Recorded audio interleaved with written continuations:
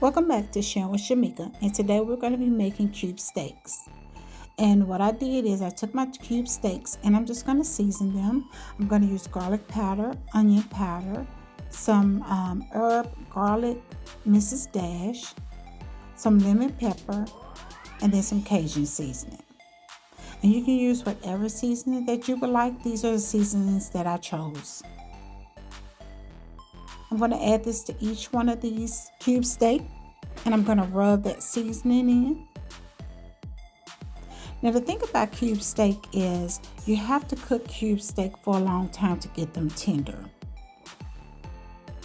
So hopefully when you decide to make this, don't do a rush job. You cannot make this cube steak in an hour. They will be very tough.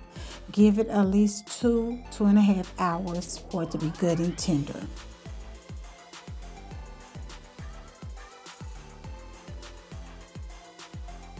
Now that I seasoned my cube steak, I'm going to go ahead and add some flour and some cornstarch. And I'm going to add those same seasoning to this flour.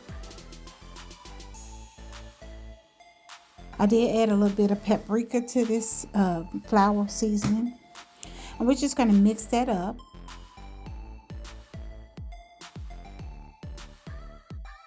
And I usually taste my flour just to make sure it's seasoned good. Next, I'm just gonna put my cube steak in here, coat it on both sides for each one. Just want to coat them real good.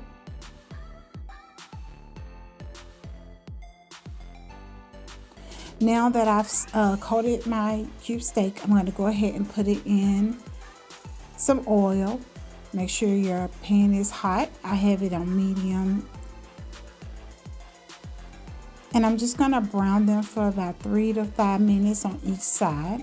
They're not going to cook all the way through. I just need to get a good crust and a brown on it. Don't cook these too fast.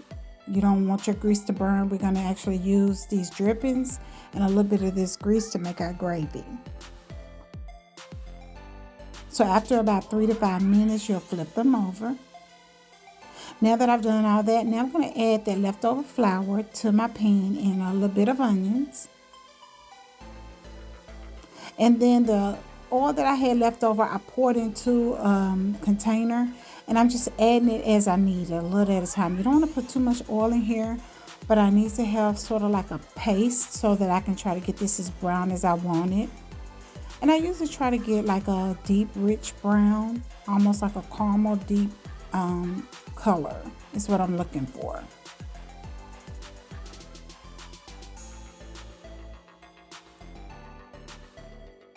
And once I get the color I want, I'll start adding in some chicken stock. I'm just using a little at a time. I'm looking for the consistency of my gravy, but I'm also going to be cooking the steak in this gravy as well, because it's going to continue to cook in this gravy for about 2 hours.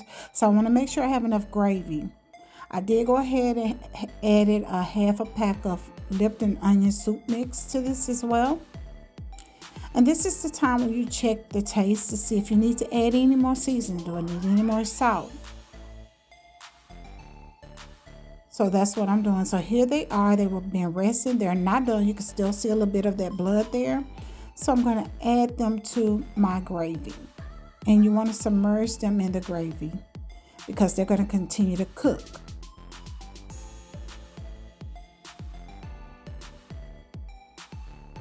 And once I have them submerged, I'll go ahead and put a top on it and allow this to cook on low for 2 more hours. And how I usually check it, I just see if I can take a fork or something and cut through it. If it cuts right through tender, I know that it's ready. So here's the finished product. Thank you guys for watching. Don't forget to hit that like and subscribe button.